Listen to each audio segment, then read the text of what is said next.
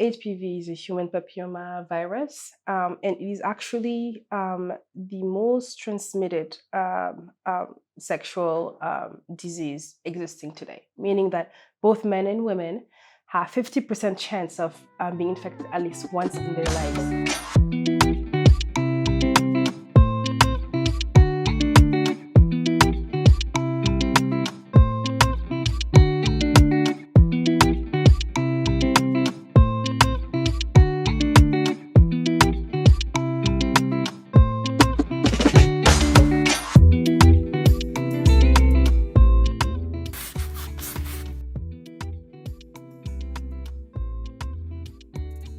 Welcome to another episode of Back to Doc, and it's going to be quite an entertaining and interesting and in-depth conversation that I'm pretty sure you will have some strong opinions about. I am your host, Adele Onyango, and joining me in hosting this episode is, we call him Ice King, I know, Ice Cream Kangaroo. You can call him Ike as well. I care, yeah. Yeah, I care? Yeah, but with the cake this time. Okay, all right. How are you doing? Great. How are you? I'm good. I've been waiting to have this particular Oh, conversation. me too. It's a very interesting conversation we'll be having in the studios today. It's going to be on HPV vaccines and adolescent health. Something I would really want to Yeah, understand. because your son very soon. Yes, and kids grow very fast these days. Exactly. And so to help us have this conversation, we have two amazingly talented specialists with us. And we have Dr. Fatoumata and Aisatu. Have I said it right? Yes. Yay! So maybe you can tell us a bit about yourself. I'm Dr. Fatoumata Diallo. I'll be a pediatrician in a few months. Okay. So I study in Senegal, but I'm from Mali. Oh, wow. This is interesting. African Union happening here. And you? Hi, my name is Aissatou Diallo. I'm a public health specialist and a strategy consultant. I've been working in the public health sector for a few years now. I currently run my own strategy firm, and I specialize in public health development. And yeah, I've been in Senegal for 4 years, but I'm originally from Guinea-Conakry. So let's dive into HPV, and let's start with the what, the why, the how. What is it? How is it transmitted? Well, HPV is a human papillomavirus, and it is actually the most transmitted sexual disease existing today, meaning that both men and women have 50% chance of being infected at least once in their lives of HPV. So it's a pretty serious kind of disease that we should consider. And it's one of the leading causes for cervical cancer for women. Now, it is one of the most important causes of cancer here in sub-Saharan Africa, especially. But something that is important to remember is that it's preventable and it's treatable. I think that's definitely a good introduction to this. Yeah. And when you talk about getting it, how can you get HPV?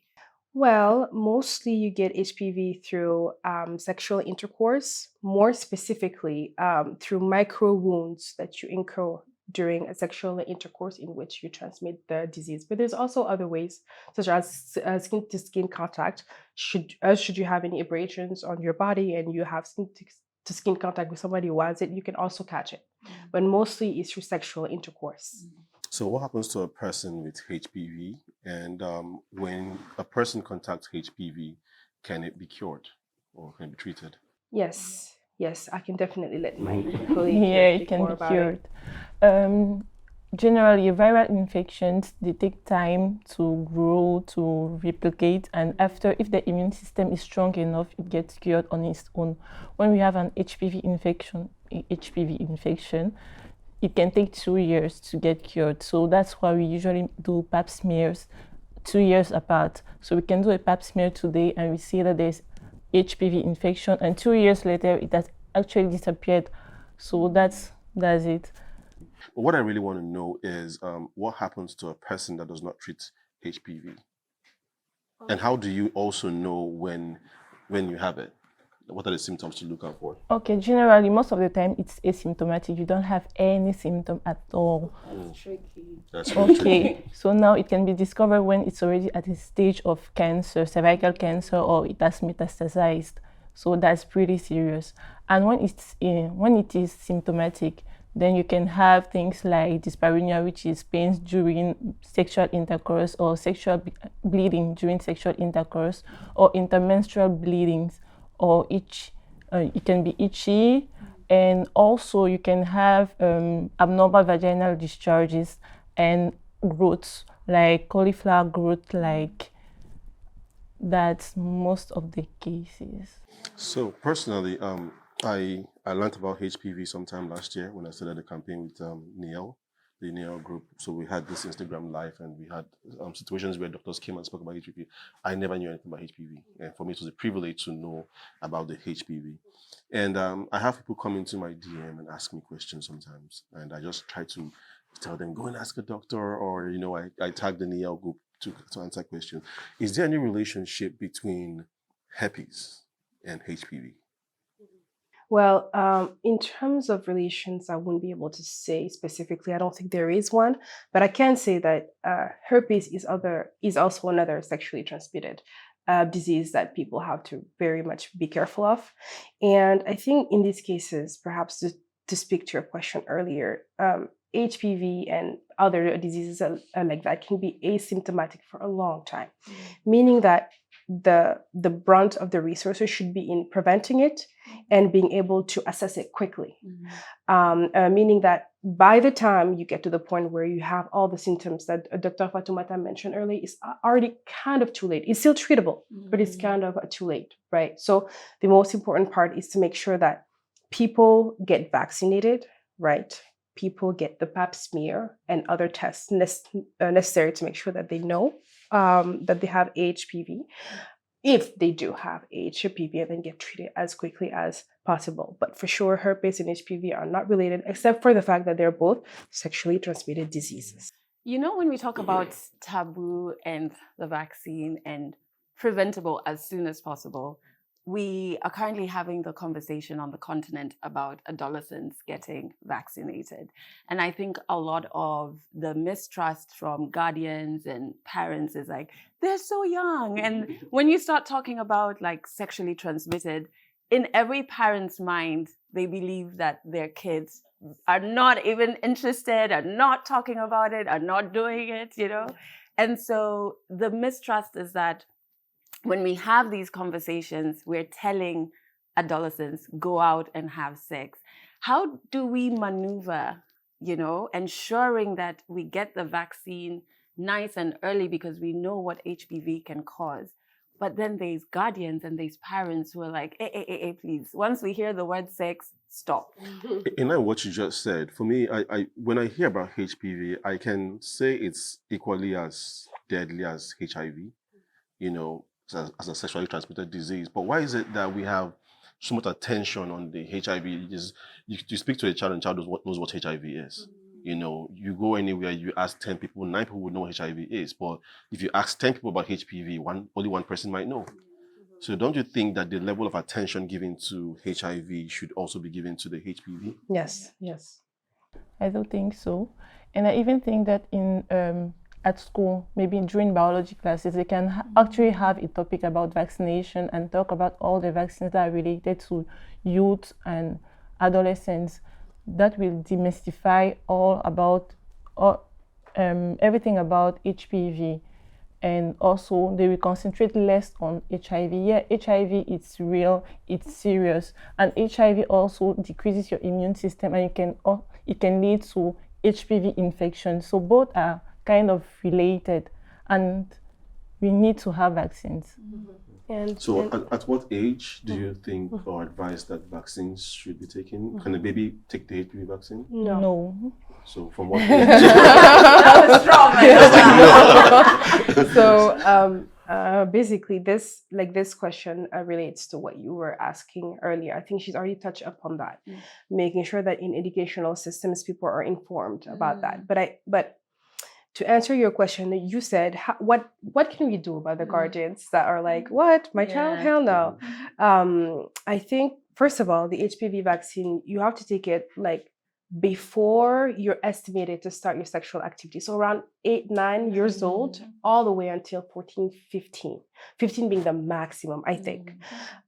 So one of the messages that you could convey to those guardians is that, hey, we're not saying that your child is currently having any kind of sexual activity.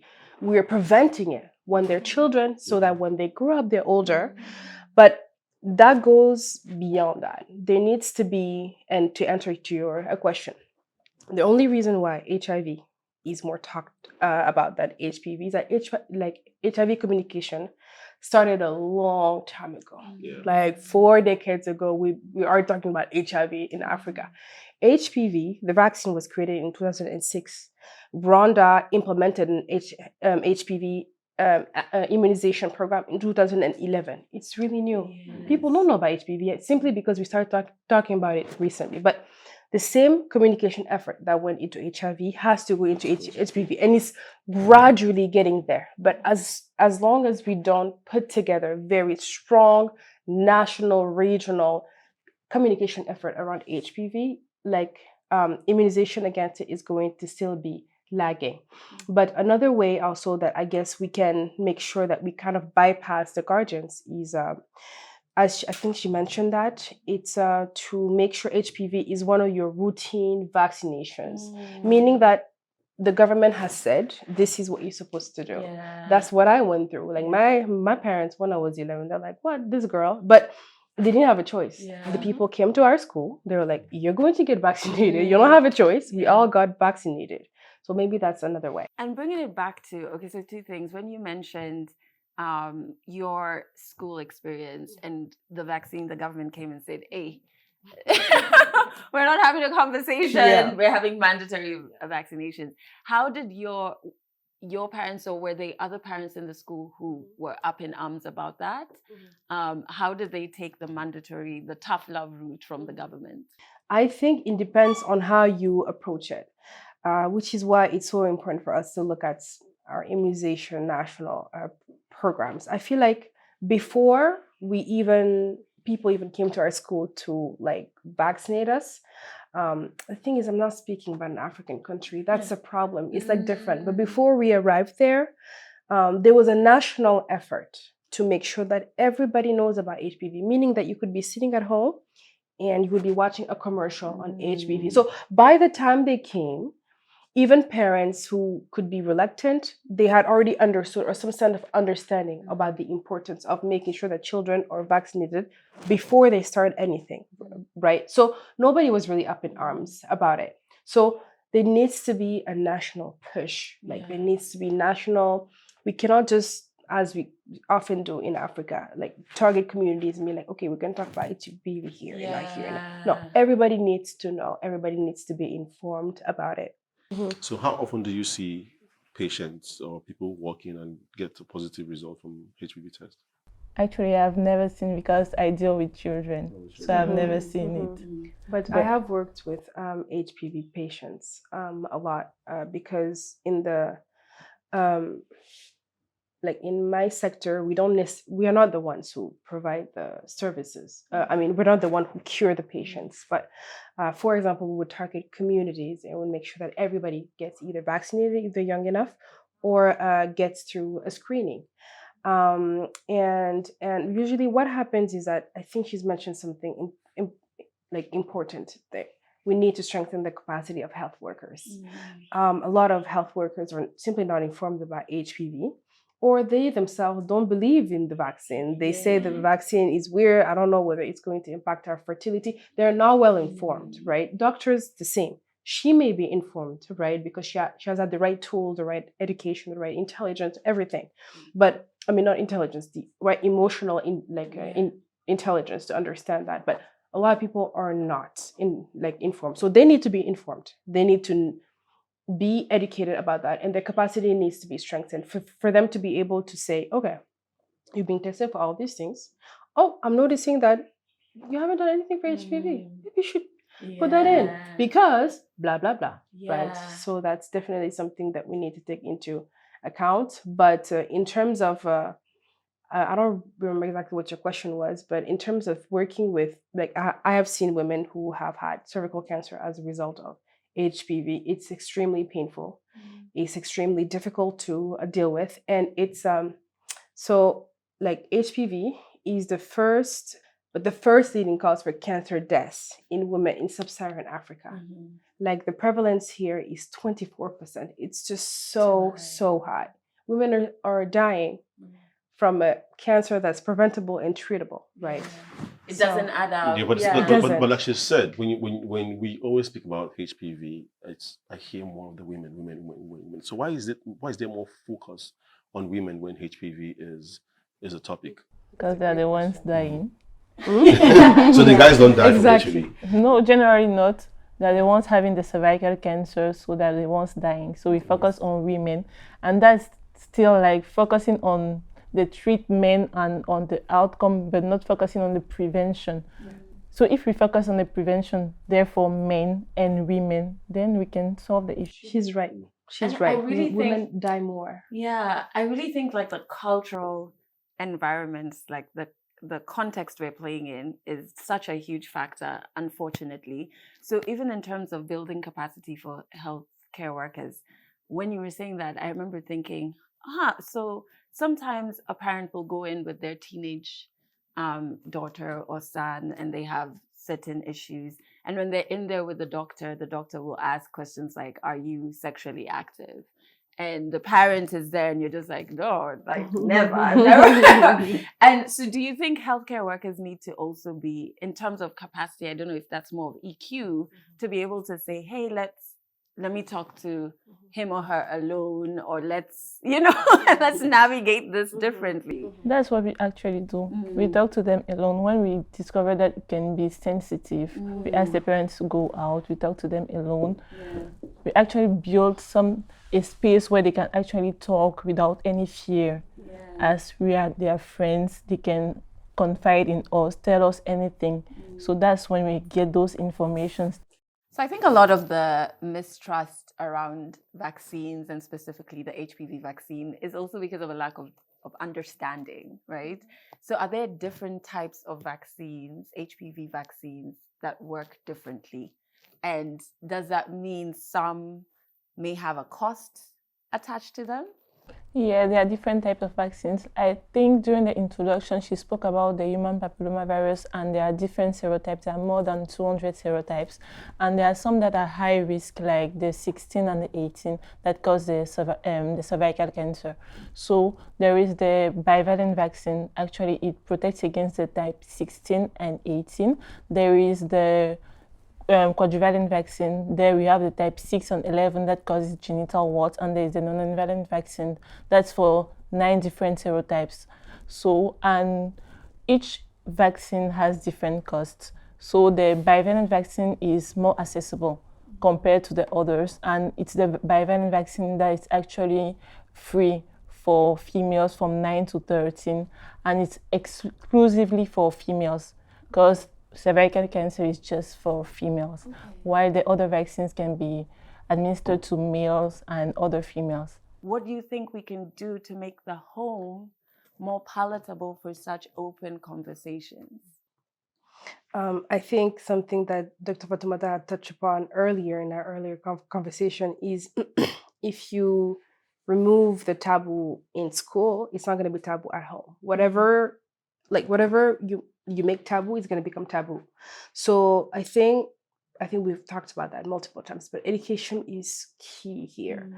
If you tell a child in school that sex is a normal thing, that there is XYZ issue that you could face, but there's treatment, there's preventions, they're going to talk about it normally at school, like at home as well.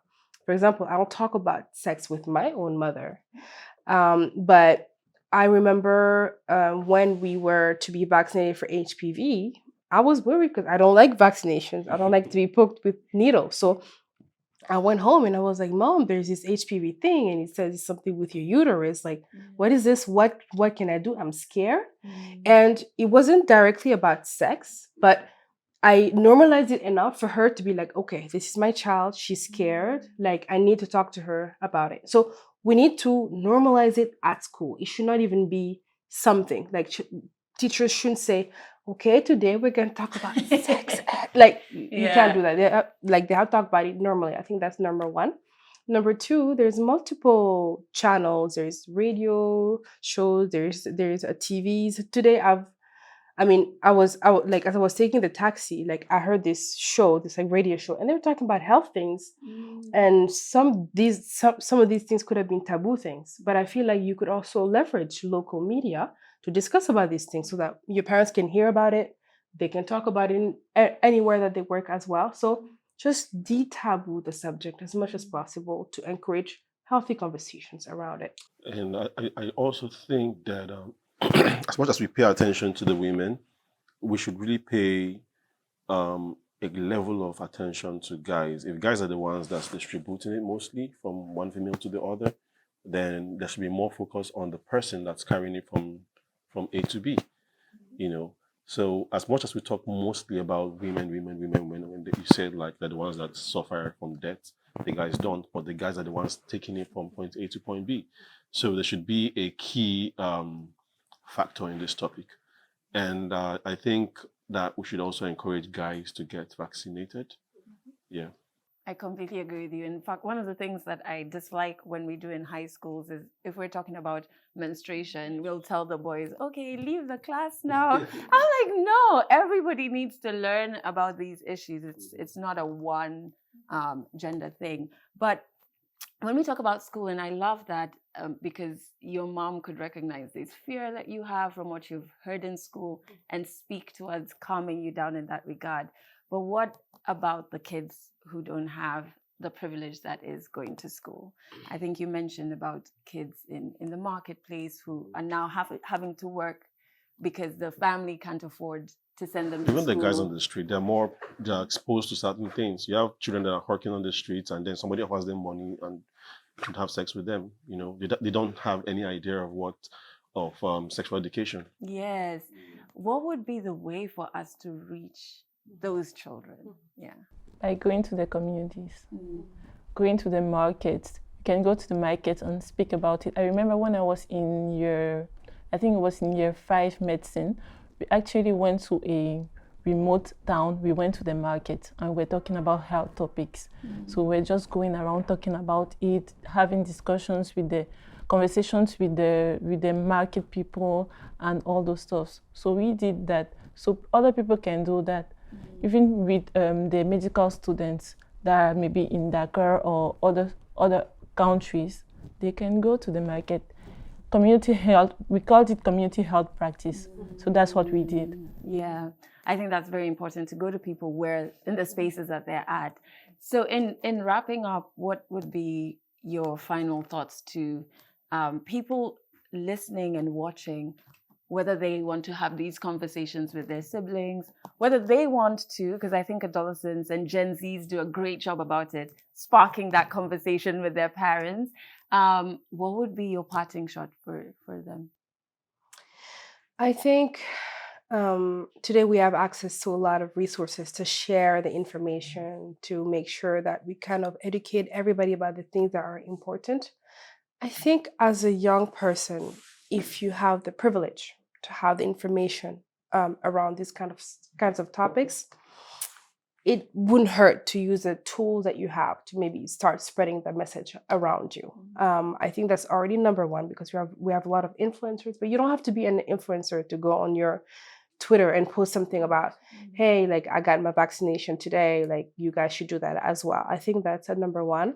I think also we have a lot of young community leaders all around, like everywhere in our countries, that do great work to educate people, to teach them about important things. I think if they have that platform as well, they should definitely leverage it to speak with people, to speak with as many people as possible, and we should definitely also provide them the resources that they need to do that. But I think as a person, once again, if you have the privilege of that information, educate people around you in conversations. If you're sitting around and, for example, your guy friend is telling you what on earth is HPV, you can just educate him kindly, understandingly, and understanding that everybody comes from a place where everybody wants to take care of themselves. Everybody wants to be healthy. If they don't understand, it's okay. You can just educate people around you. Talk about it in your social circles if it's important. Answer questions with kindness and with understanding. If we have the privilege, we should just spread it as much as we can. I think that could be a starting point. Exactly. I agree. What about you? I think she summarized everything. There's nothing more to add. Well, it's been exciting having you guys in the studio. We've learned a lot within this time, but I would personally want to leave you guys with get tested and get vaccinated. Very, very important. My dear African goddess, Yes. do you have anything you want to say? I think maybe we need to erase the idea behind kids are meant to be seen, not heard. If you are a parent or an older sibling, I think it's time that we erase that at home and we actually hear kids out, and we hear it could be coming from fear. If we make the space more safer that way and include adolescents and younger people, then they'll start asking us the questions that really matter. Well, guys, it's been another exciting episode and Back to Doc. And don't forget, feel free to ask questions in the comment section, and feel free to reach out to your doctors or any health practitioner if you do need to know more about HPV. My name is Ik Ogbonna, and with me was Adele. It's been exciting. Until next time, take care.